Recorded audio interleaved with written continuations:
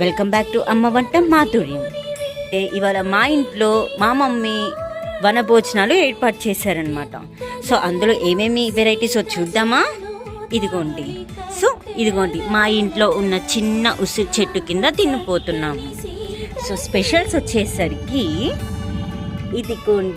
ఇదేమో పొటాటో, అల్లం వెల్లుల్లిపై చేసుకున్న పొటాటో, ఇదేమో టమాటా పచ్చడి, ఇదేమో చింతపండు పులిహార, కర్డ్, దోసకాయ పప్పు, రసం, ఇంకా టమాటా చిక్కుడుకాయ చేసుకున్న కర్రీ.